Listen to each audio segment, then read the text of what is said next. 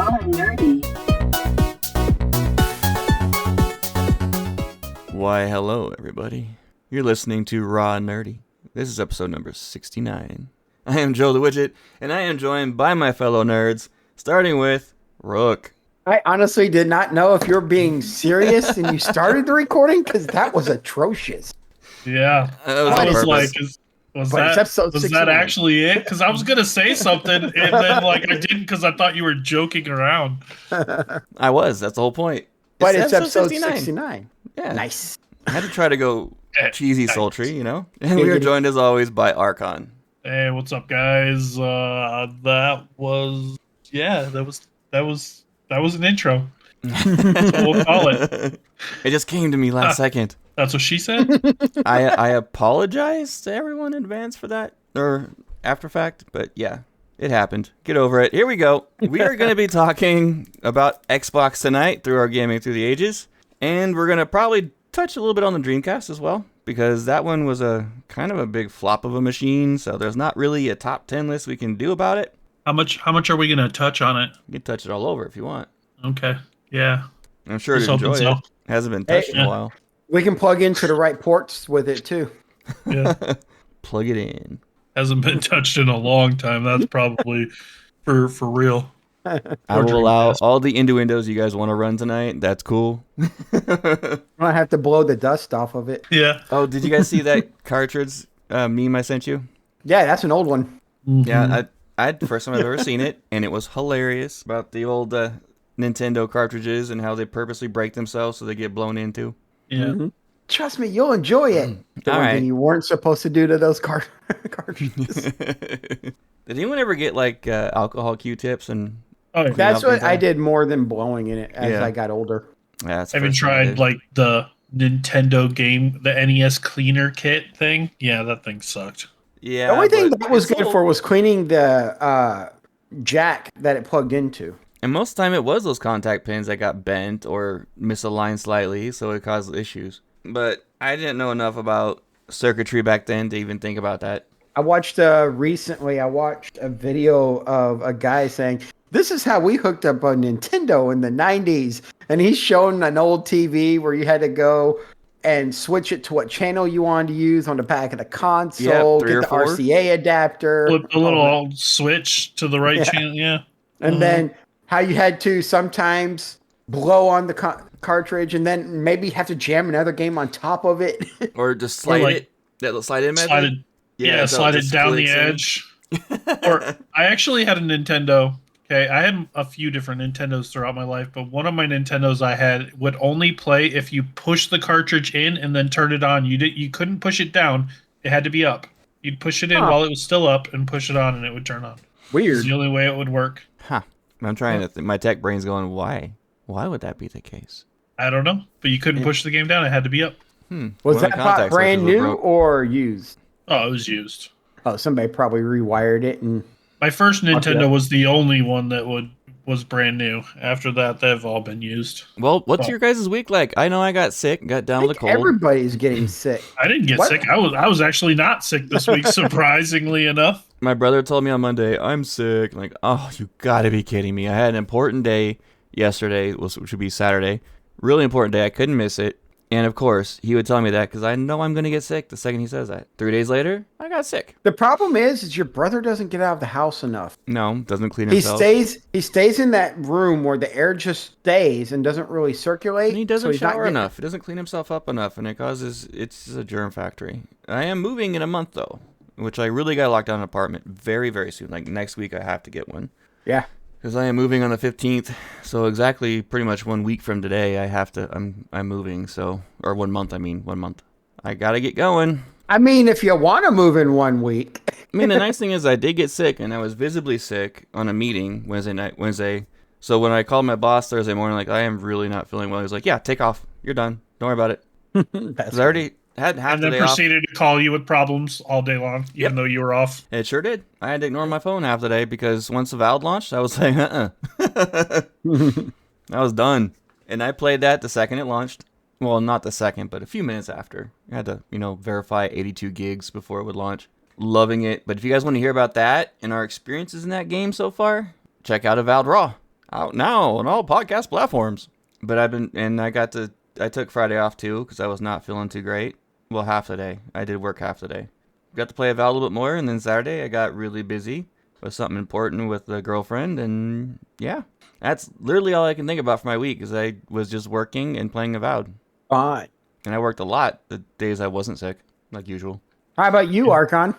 I was not sick, and since I was not sick, I jumped on the workout train that everyone else has been on. I feel like I needed a little motivation, so I got with my buddy Rook over here, and I said, "Hey, I need you to help motivate me." And he's doing a great job. Every day he messages me, and he's like, "Work out.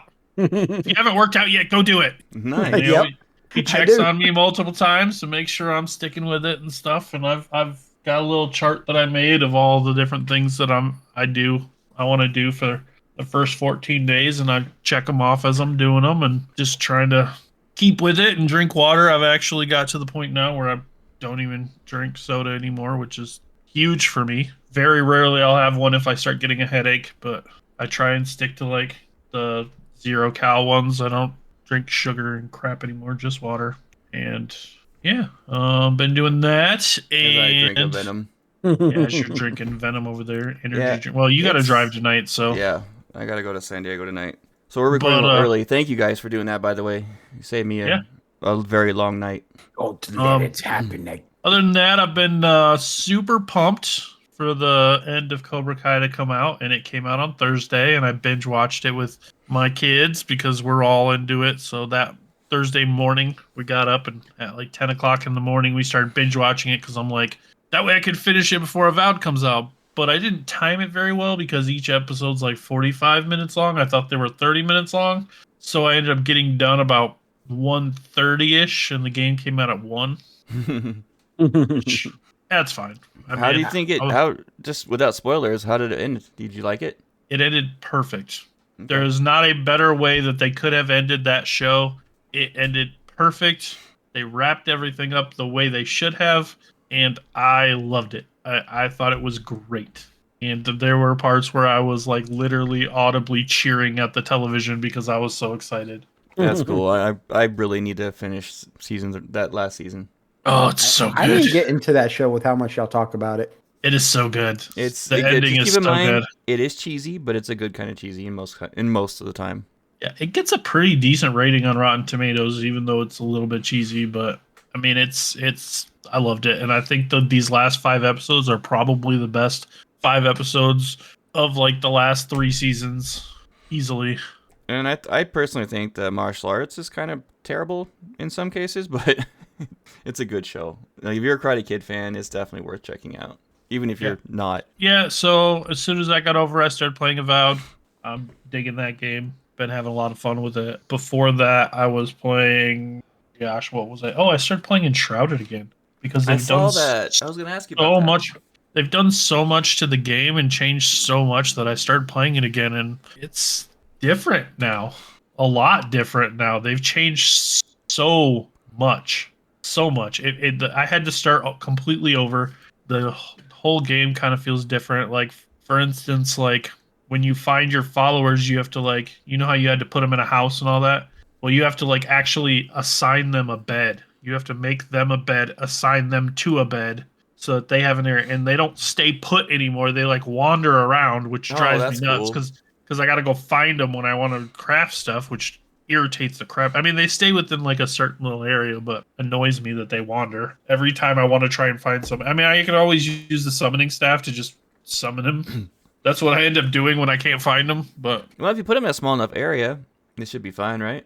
I mean, if there's like, they could go in any of your buildings, so they like wander around throughout your buildings and stuff. And if you have a bunch of buildings in a like small area, you got to go through like everywhere to try and find them, or they'll wander outside. It's like, dude, just stay put, stay where I want you. But yeah, it's just a lot of changes to the game now, so I'm looking forward to. There's a lot more. Use the crafting stuff that you have to go find for them all over the place. I mean, some of it you use like. I mean, the smelters? Do they? No. There's a lot more NPCs now. There's a lot more change. Like, you can get higher level now. There's new biomes open now.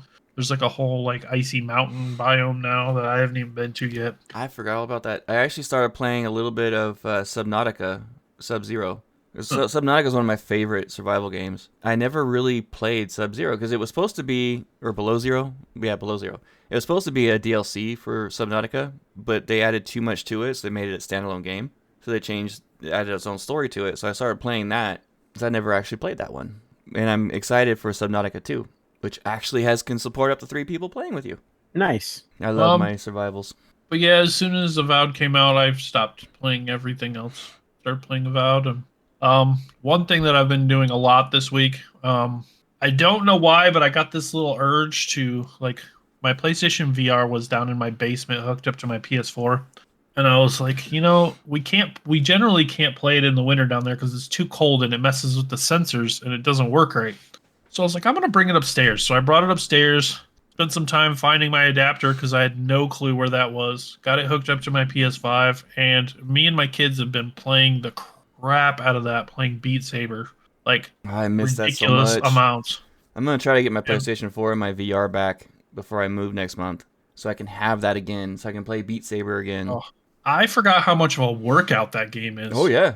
There's that one specifically designed to be a workout, and I forgot where it's at. It's, I can't think of the name of it. It has the best music in the game, too, and it's designed to be a workout to jump and duck and constantly dodging. There's a lot of them. Or something like that. There are a lot of them where you have to duck under walls and move back and forth on walls and like just reach in all different directions, and you get tired, like physically tired. The first time I hooked it up, I was playing it for like an hour and a half or so, and I woke up the next morning and my arms and everything just like hurt. I'm like, holy cow, I forgot how much of a workout this actually is. So yeah, we've been playing that a lot. My daughter is just insanely good at it. She just we modded it to where we could get like a lot of the song packs and stuff like that, and she's over here trying like songs that she's never played before on expert and just flying through them like they're nothing. And I'm like, I don't even understand how you can see that, like how you can see the notes that fast and what you're supposed to do with them. She goes, well, a lot of times I know the way the game works, so I just know which direction I'm gonna have to go with it. Yeah, She's it was called Fit Beat. Fit Beat. Okay. Yeah, it's look at that song, but so good. It's the toughest one I played, and I was able to do it. I don't think I was able to complete it on expert yet, but just doing the one below that was a workout and a half. I do that 3 times in a row, and I'd be winded. Oh yeah, there's they've added a whole bunch of new songs and stuff too. Like my daughter's been trying really hard to beat. There's one song that she's just struggling so hard with on expert is Godzilla by Eminem. When he gets to the end where he starts like rapping super fast, it's ridiculous. It's probably like 14 notes a second coming on the screen, and she's just sitting there like. You and I are both big fans of Imagine Dragons, and when they released their songs on that, oh yeah, we have that pack. That's hard though. Their songs were hard.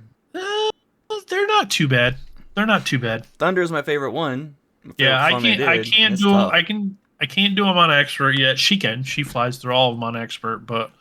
I found one song today that I want her to play that's like, I don't remember what it was. It was like Dragon Force, like something of the Saber.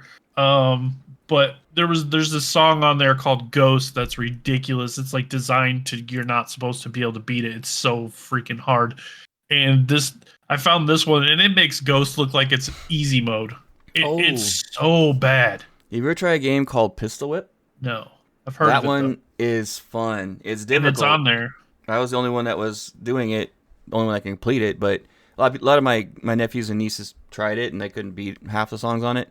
But it's another rhythm game, but you're using guns and shooting people in rhythm to the songs as you're going through this stage. Shooting people in rhythm. Okay. Yeah, it's interesting. I saw it on there, and it was like a free download too, I think. So I might. It's a tough game, but it's a lot of fun. You unlock different guns and things like that.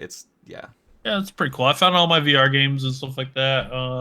One of my favorite ones is called Rush for Blood, where you're like on a roller coaster and you're like shooting these things that are coming at you. It's a horror game. There's like clowns coming at you and like ghosts and zombies and all kinds of craziness happening, and you fight bosses while on this roller coaster, and pretty cool. One of my favorite games. I haven't got to play it yet because my 3-year-old is enthralled with watching us play, and Yeah, I don't want to play that game with him there. He'll be terrified.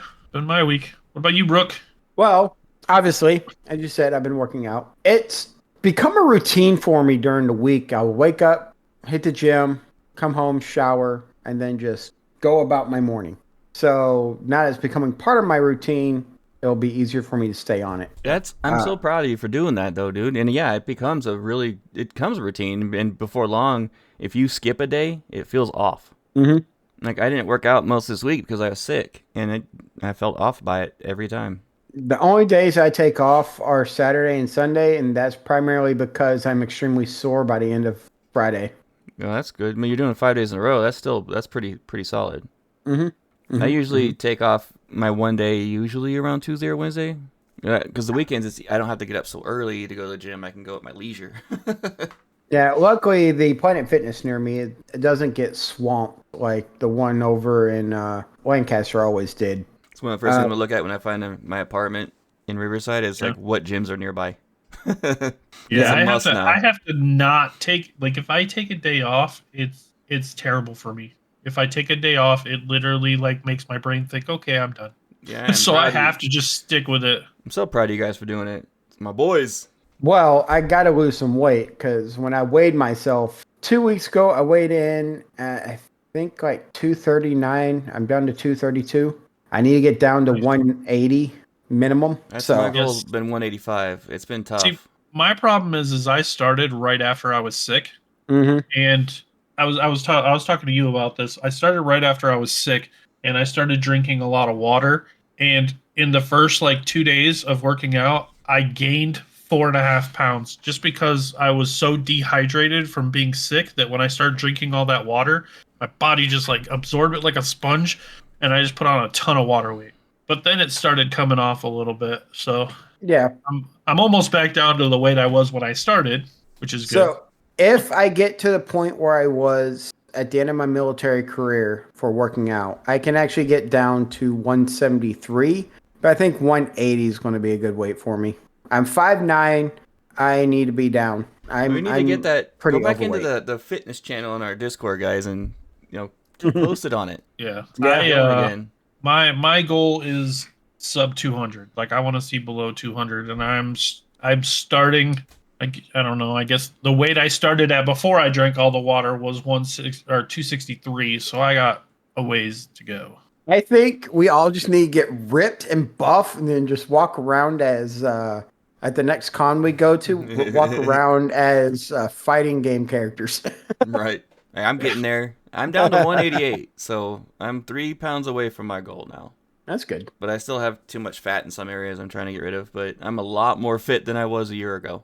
Heck of a lot more. Yeah, I started out at 230 or 228 when I decided to get back into really working out and diet. Yeah, that's not bad. Let's see. Been working on my Super Star Destroyer. I finally got pretty much all of the interior complete. Might have one or two little things I got to do. Everything else is the exterior top panels and then the bridge tower. Once that's all done, that thing will be done. That's a project and a half, man. It's 10,000 pieces, and it's got some weight to it. That's a heck of a Christmas present. Oh, yeah. 10,000 pieces of Legos is going to be heavy. Yeah. I don't even have the rest of it done yet. I'm only like, let's see, about 2/3 of the way through, and just moving it from my kitchen table to my coffee table in the living room so my brother could use the kitchen table. I was like, whoa, this thing's heavier than I thought it would be because it's the biggest Lego model I've dealt with. Well, you got to think about 10,000 pieces. That's heavy in itself. And then you are using some glue and stuff in certain areas, which adds a little bit more weight. The thing is I haven't really used any glue. It's just MEK, which molecularly bonds the plastic together, but the chemical itself evaporates. So it's not adding a lot of weight to that. It's just the back section of the ship is where a lot of the components go. For the interior, it's probably like, not only is it heavy, but it's probably like awkward to carry because it's gonna be heavier in some area. Like, it's gonna be back heavy. Fairly decent job of keeping it balanced. Huh. Okay. I would have thought it would have been back heavy. Oh, it is definitely back heavy. That's why If you actually look at the tower, the stands they have you build in, they have you build in the stands into the frame of the Technic frame of the ship. So that way it's actually part of the Technic build and not just something that you're setting your model on. Yeah, makes Which sense. is smart. Yeah. Now there's 2 more stands I want to end up building that are actually weighted, and they go on the sides of the ship to keep that from balancing and tipping over, because even though it has the Technic build, it will be easy to knock over. I want to get back into Lego so bad. This thing's sitting dead center on my so coffee expensive. table, and it's as wide as my coffee table Nice. on the Oh, back. Like I was looking on Valentine's Day, like I went to like pick up some stuff for my wife and stuff, and they had like a display there with like Lego flower sets and stuff, and I was like, oh, that'd be kind of cool, because then she like wouldn't kill them. Like inevitably, all flowers end up dead. But I kind of see the flowers I got her back there, but like they were like $60, and it wasn't like once they were done, they weren't huge. It was just like a little thing, and I'm like $60. Dude, I saw Legos this. are so expensive nowadays. I saw this reel on Instagram where this guy was talking about flowers, talking to his wife about flowers and stuff, and he shows her pictures of flowers, and then he goes, "No, that plant was $75." So I went out and got you these, and hands her a dozen eggs because of how expensive eggs Just are about these as days. expensive. It's like, you know what? Even better than flowers, this year I'm going to get you some seeds. You can grow your own flowers. They're only But, $39.99. And then that man was sleeping on the couch. And I started playing Avowed. I needed to. I saw all of y'all getting into it. I was like, you know what? Screw it. I had my tax return. I'll get the game. I'm glad I did, because a lot of my complaints that I had with Bethesda and Starfield, Avowed actually does. And I enjoy that. Your background plays a major role in your answers that you can give. Yeah, it does. Yeah. In many cases, it does. And that's my favorite thing about the game, though, is like I am really, really, really thinking about every decision I make in that game, even on some of the side quests. Mm-hmm. Oh, yeah. Because I know it's going to affect the game and how it's going to end, and it plays a role. I was thinking about one of them on a side quest, the one where you have to go down and talk to the priest-like character. I forgot the name of him, but you have a few choices. What you can no. Oh. It's about down into ruins to find an expedition and Oh, I'm at that spot. You're talking about the Oracle. the The Oracle. Oracle. Yeah, and the decision you have to make at the end of that, I had to really think about, and even another situation. You have to make several decisions in that one part. You have to make several decisions. But and I mean, plays like, a role. it starts right at the beginning. I mean, right at the beginning, you like that girl that you have to decide whether or not you save her from the cage, and then later on, she plays a role in another quest if you choose to save her. And it's like, okay, well, I wonder how that would have played out if I would have chose to leave her in her cell and let her die. Like, this could have turned out way differently now. I mean, so it's kind of cool, because when you go through and you beat it, and then you come through and you play again, if you make different choices the second time, I want to see how that's all going to play out. And like, I know my second playthrough, I'm going straight tool. I'm going to kill everybody. I'm going to I'm just going to diss everybody, make everybody feel like crap. I'm just going to be a complete jerk, and it's going to be fun. I think it's going to be cool. It's going to be I knew fun. this game was going to be fun when the F-bomb was dropped within the first 5 minutes of the game. Oh, yeah. Oh, yeah. Which is why we decided to, drop the whole E for everyone rating, a PG rating on our show. It's M-rated. We're keeping it that way. You got to. It has to be. But so I got into Avowed. I'm glad I did. I've been playing that yesterday and today. Also played my D&D character. My party found out I was an actual full-blown dragon. So that was They didn't know it the first second they saw you? Yeah, I'm Were you when hiding? they first met my character, I'm in a human elf disguise. I am shape-shifted into an elf. So one of those type of dragons. So I'm walking around with the people, and then this werewolf tried getting my wolf to turn on me, so I shifted into a dragon, and we went at it. We almost killed his wolf, and that's the reason he surrendered as soon as his wolf was on the verge of one hit, killed it. Yes. So my party now knows I'm a dragon, And so there's that. I feel like that's there you go. information you should share up front. Be like, hey, by the way, I'm a dragon. I do it for role playing purposes, but I haven't found a group that really gets into the role playing yet. My son, when he talks about his D&D game, sometimes when he'll call me, we'll talk for hours. And one of the things we always talk about is his D&D game and how into the story they get, like dramatically into the story. I think that's awesome. See, I like groups that do that. This particular group doesn't. They get into it somewhat, but it's more of I'm going here, I'm moving here. It's not like, all right, y'all are in this area, what are you going to do? And then you come up with this thing that you're doing, and y'all actually role play in between scenes. No, there's not a lot of that. See, that takes immersion out of it. When you were DMing, you put a heavy emphasis on the role play, which was really good. That's the way it should be. It's called a role playing game. That's true, and that's why I want to do the Star Trek system I'm doing, because it's mainly a narrative role playing game, and that's going to be fun. Mm-hmm. So, speaking about gaming, unless there's anything else you're going to talk about for the week, that's it for me. Get right in through our gaming through the ages, which Mr. Rook's going to pretty much carry this one, because I made a top 5 list. I'm lucky I got that and there's some caveats to that, but I got 10.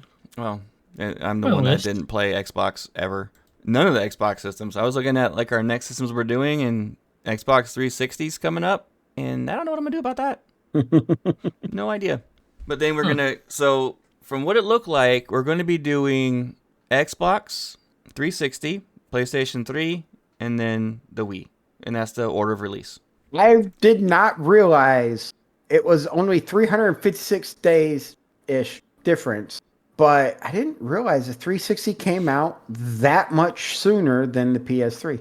Yep, and it was the last release of the 6th generation systems, and the first release of the 7th gen. Mm-hmm. Yeah.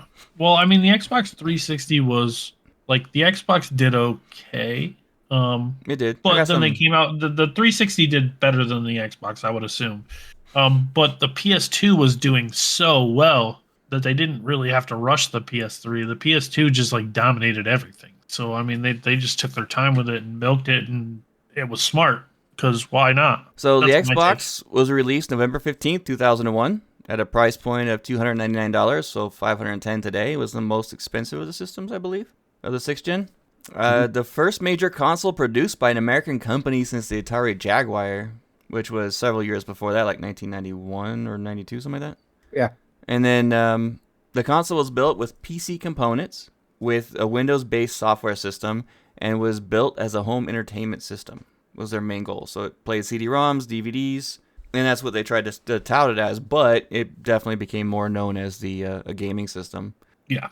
And it did have a record-breaking North American launch. It sold 1.5 million units before the end of 2001 in North America. And I'm going to emphasize that. Only in North America. The system was far more popular in the U.S. than anywhere else in the world. The PS2 kind of had the rest of the world cornered. Xbox outsold GameCube and Dreamcast, but was vastly outsold by PlayStation 2, which we know as PlayStation 2 was the highest selling system of all time so far. And wherever I looked, the biggest cited reason for the Xbox early success was due to the popularity of Halo. Mm-hmm. Yeah. I mean, Halo is obviously their flagship. Everyone knows Xbox for Halo.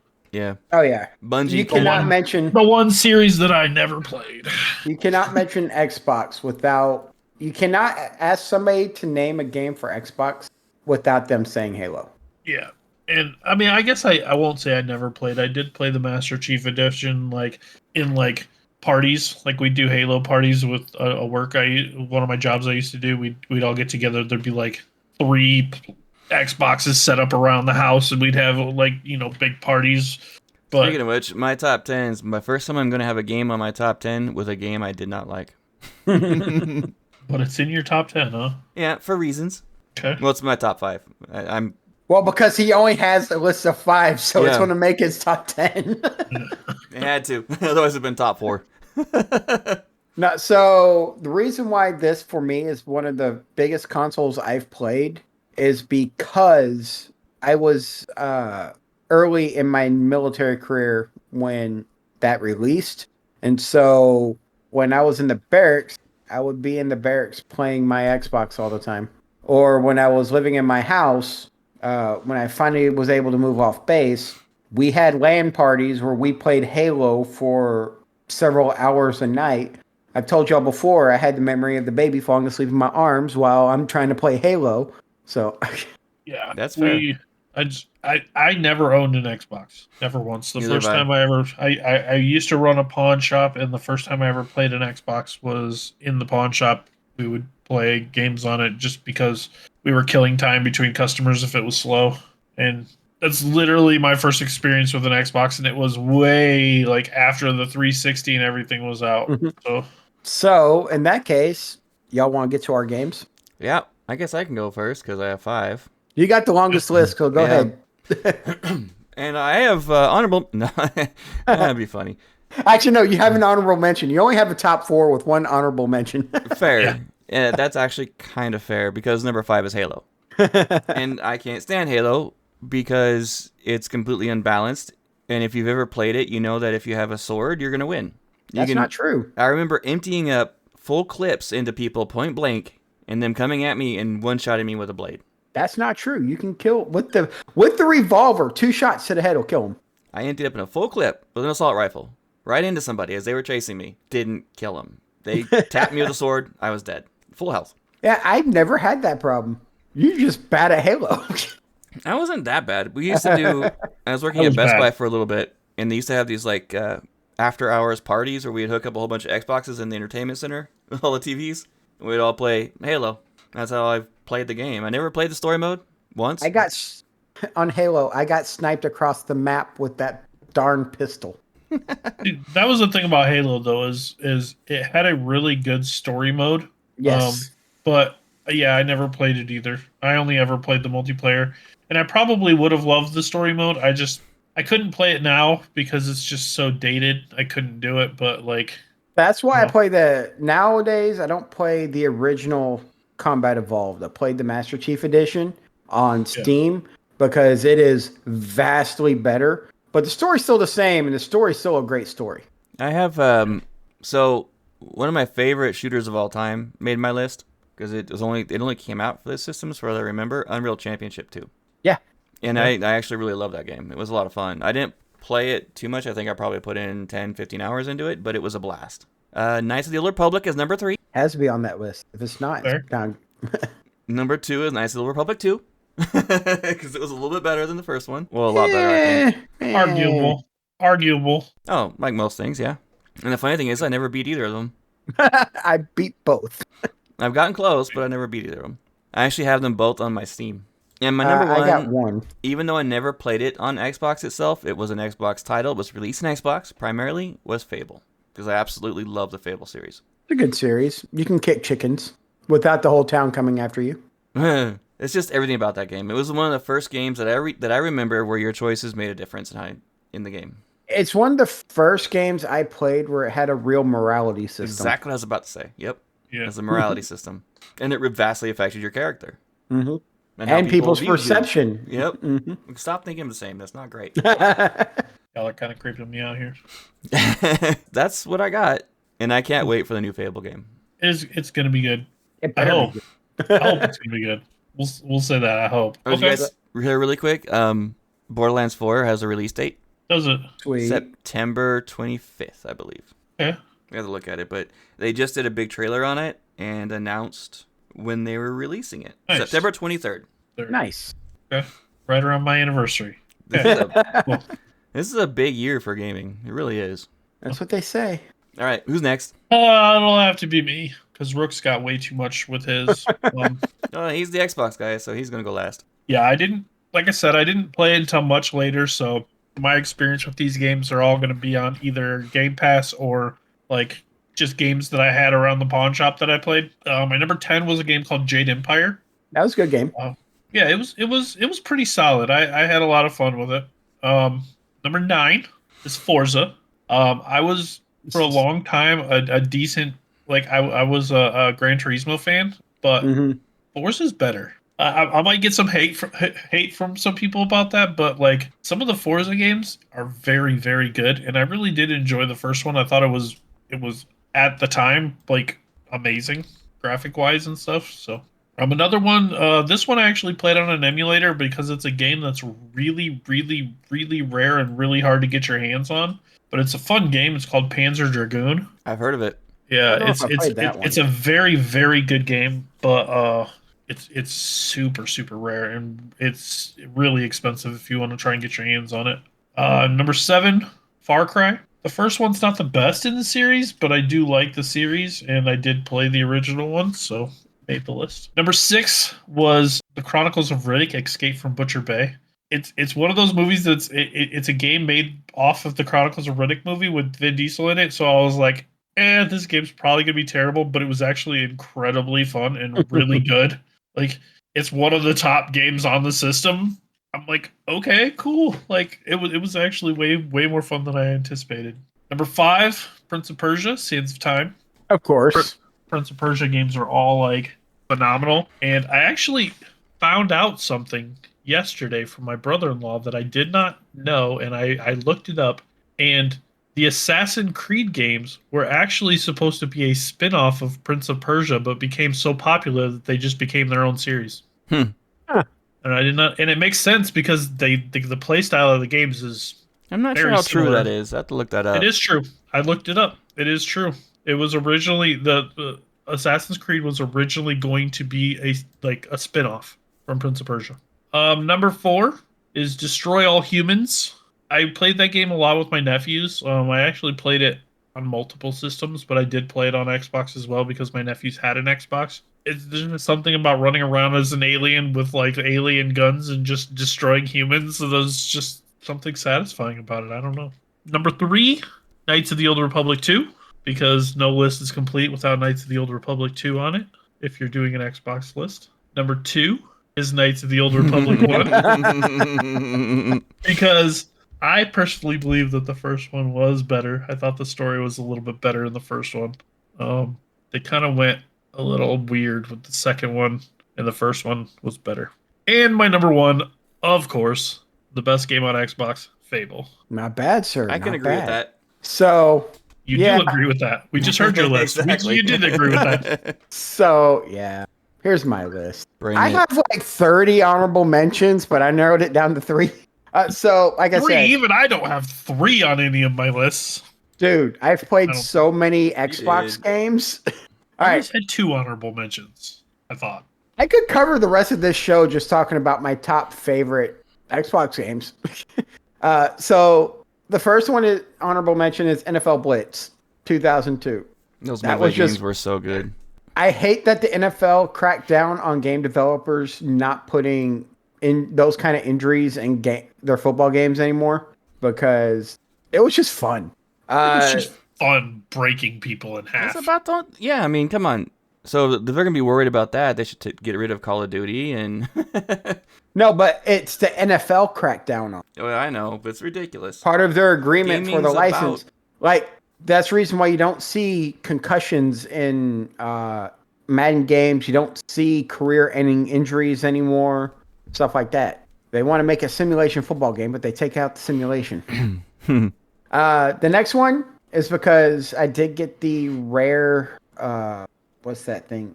Best-selling games disc, which had Conker's Bad Fur Day on it. So I played it on Xbox a lot too. Next one is Medal of Honor Rising Sun. And the reason why that makes my list is you start off in the game on a ship during the bombing of Pearl Harbor. It's actually a really good story, and I enjoyed that game. I wish Medal of Honor series would have gone better, but of course EA ruins everything. So next one, starting off at number 10, Tenchu Z. Tenchu is a good series. It's an assassination series. I love the Tenchu series. I love it. You got to use stealth. You use period correct weaponry. It's just amazing.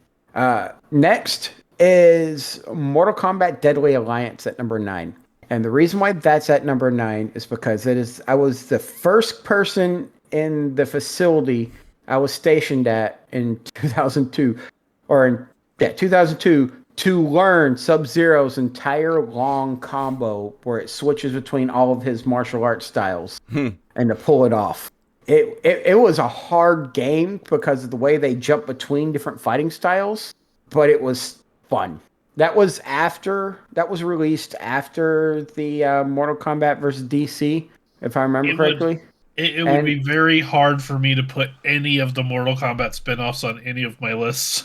Yeah, they were pretty notoriously bad. Yeah. yeah, but I played it so much, beating the crap out of other people. The next one was a unique and innovative way of playing a shooter. It's called Full Spectrum Warrior. You controlled the entire squad. And to me, that was one of the first games where, as a first person player, you could actually tell your squad what to do in a shooter. And it was actually fun. There's another one called Squad, but I don't remember much about that one. I did play more Full Spectrum Warrior. Number 7 is Halo 2. Halo series to me has a really good story if you play it beginning to end and read the novels. They're well done. This is when Bungie still had the games, so it was actually good stories and good quality gameplay. Number 6, Ninja Gaiden Black. Okay. That game is hard. Yeah. Yeah. All the Ninja games are notorious for being hard. Yeah, but it was fun. The first guy you fight in Dojo took me like 3 times to beat him.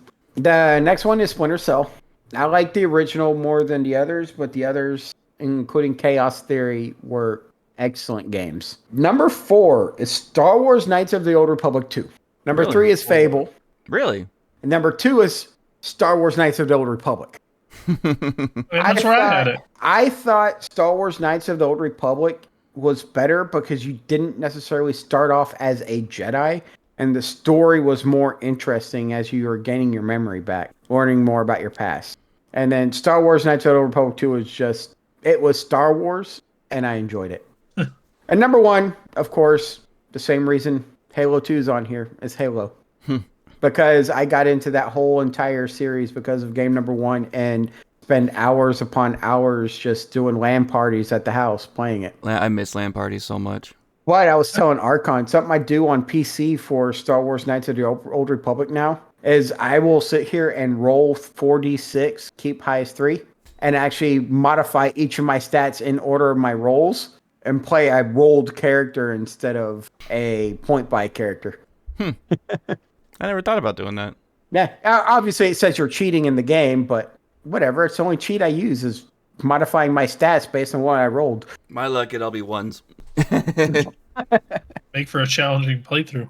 So yeah, as you can see, I have a lot more game time, and I was looking at this list by on GameFAQs, and they took everybody's top 10 list, compiled them together, and based on where a game was in your list, depending upon how many points it got, from 10 down to 1. Halo Combat Evolved was number 1.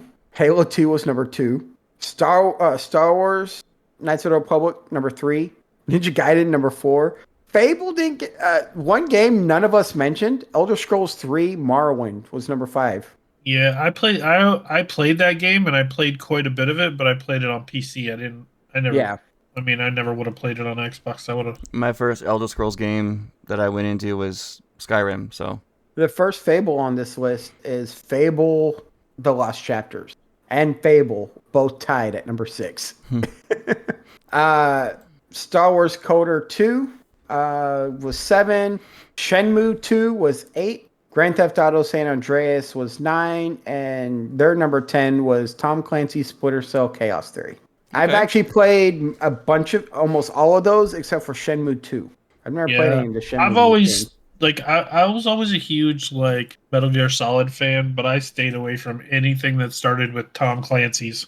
I never really played any of them. Splinter Cell was actually a really good game.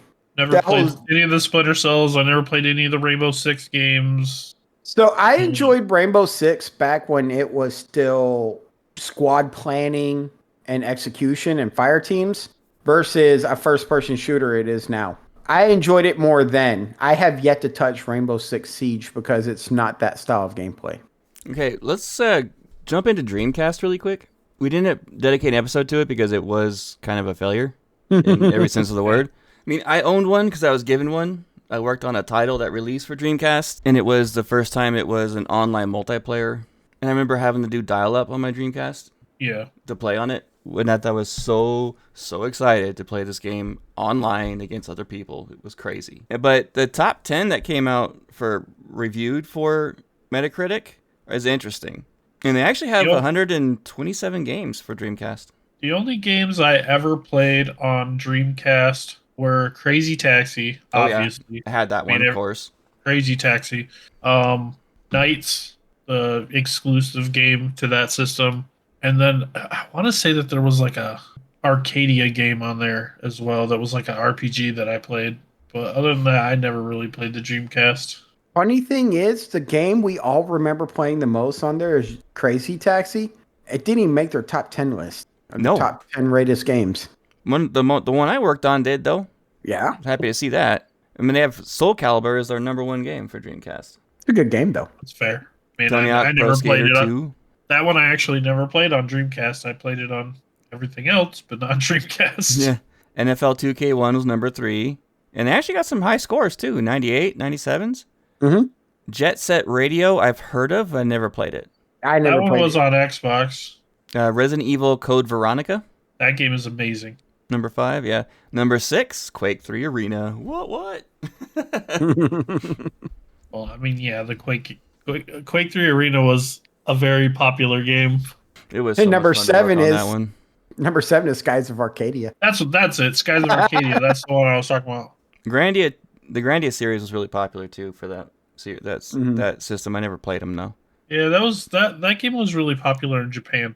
And they have a couple basketball games in the top 10 and Test Drive Le Mans. Never heard of it. Le Mans?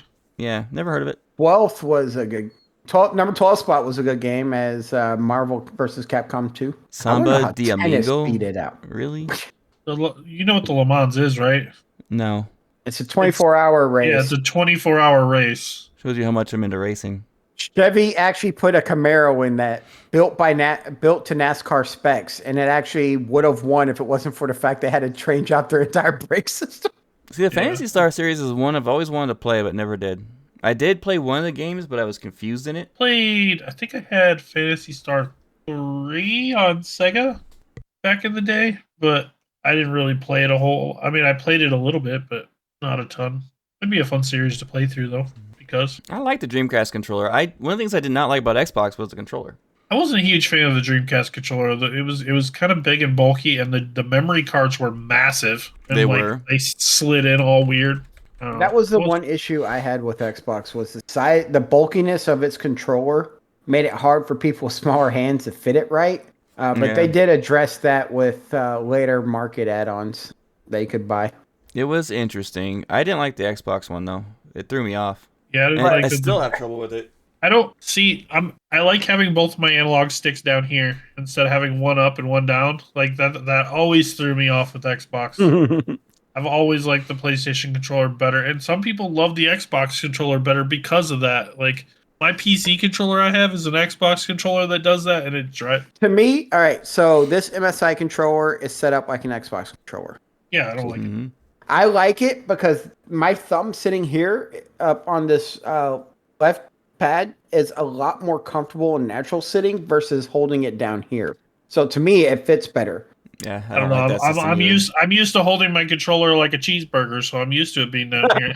Like I've always been a PlayStation guy, so I've always been used to my controller that way. There was a San Francisco Rush game here too.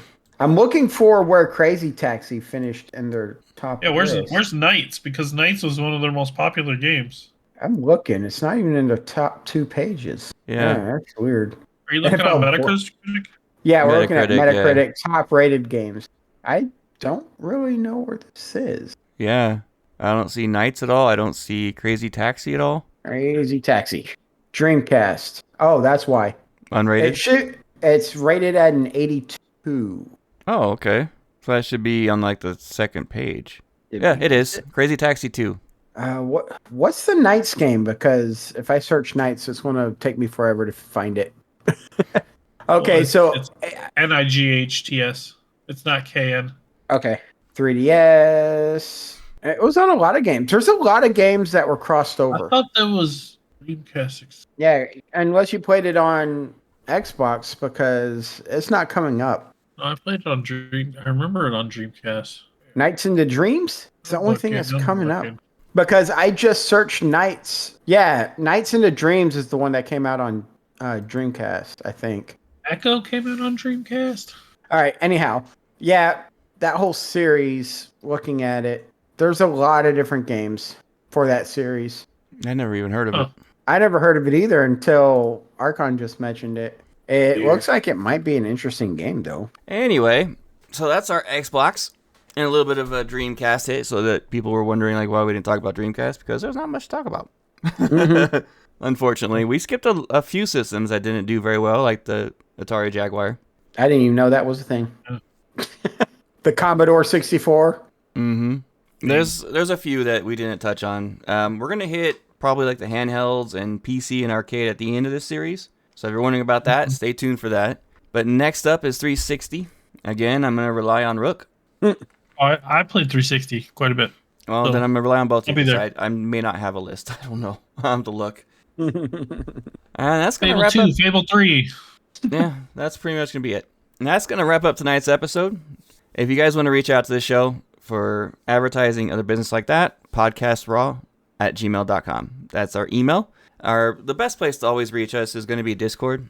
Discord.gg/raw podcasts. Come on, join the chats. We've got a lot of Avowed going on in there. Starfield's still going strong. All of our nerdy chats. So come on in, take a look at it. Our X is at Podcast Raw. Our Facebook is Raw Podcasts. And our Instagram. Our Instagram is Raw Podcast 1. Giggity. You can follow us individually as well. I am at the Wigit, THEWIGIT, everywhere. You can follow me everywhere at some sort of variation of Rook 213 or Tomcat 213. And you can follow me pretty much all social media and most video game platforms now as the Archon 606. Thank you so much for listening, everybody, and have a fantastic nerdy week. Peace out, guys. Have a great week, guys.